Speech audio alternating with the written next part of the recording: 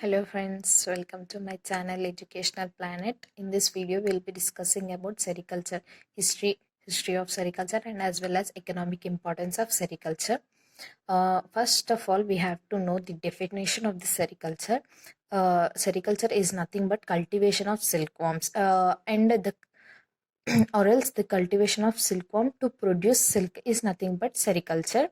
And we all of us know that silk is very expensive, and silk is the queen of the fabric. Whereas coming to the topic history of sericulture, you may be getting this topic for 5 marks or else for 15 marks in your sec examination, that is sericulture, which is the topic of third sem.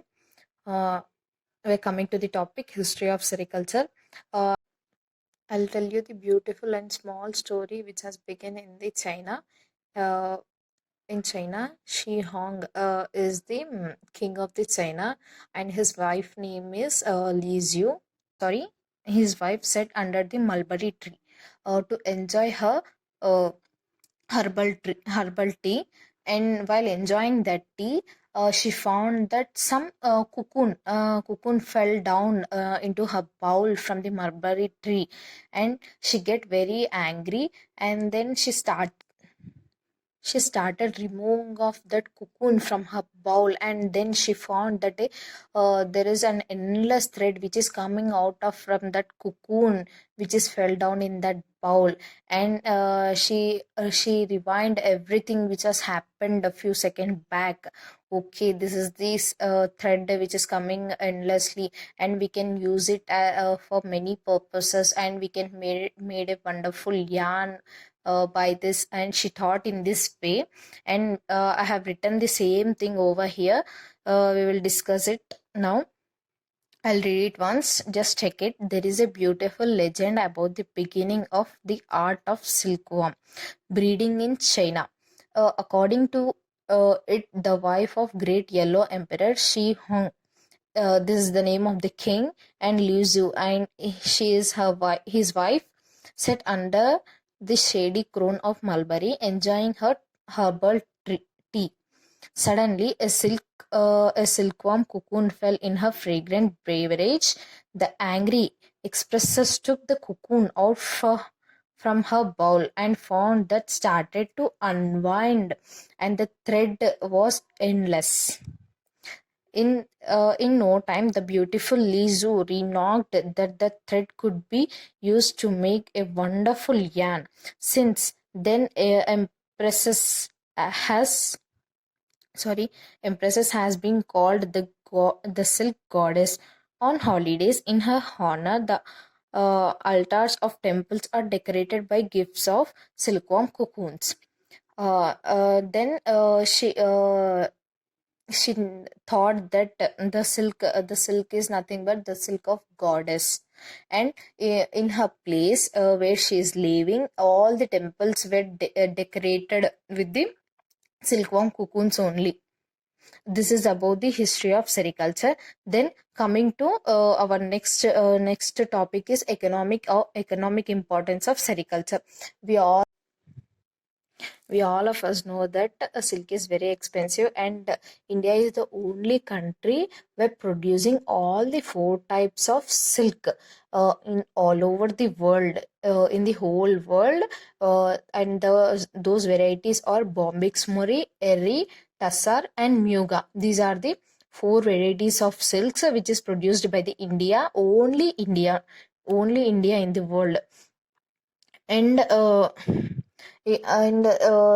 sericulture is providing employment for many people, and it is the only occupation for some tribal people, and whereas for some people who are living in the hilly areas. And we will will read this topic over here. India has distinct advantage of practicing sericulture throughout the year, yielding a stream about 4 to 6 crops. India is producing 4 to 6 crops per year of silk. And states like Karnataka, AP, Tamil Nadu, West Bengal, Jammu and Kashmir are involved in sericulture producing. These are the states which are involved in sericulture, which are like Karnataka, AP, Tamil Nadu, West Bengal, Jammu and Kashmir. The annual silk production in Tamil Nadu is around 1200 metric tons. This is the production of Tamil Nadu of silk.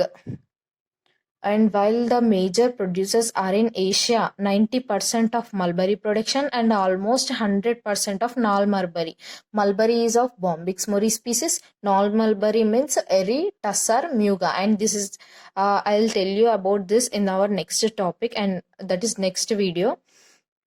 About 1 million workers are employed in the silk sector in China.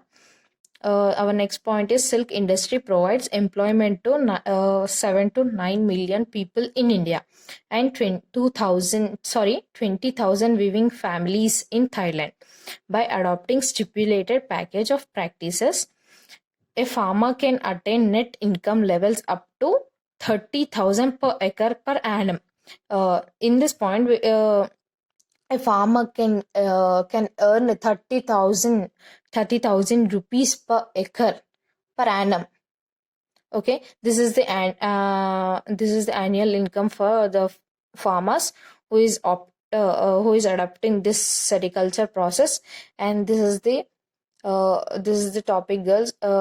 Sorry, you can make it as a notes, you can use it, and this is the only notes. In the market you don't get any kind of notes regarding this sericulture topics. There is no notes, guys. You can find this books in libraries of the universities and else somewhere, but otherwise you don't get any materials for this. You can copy my notes and write it in your examinations. That's it, guys. Thank you.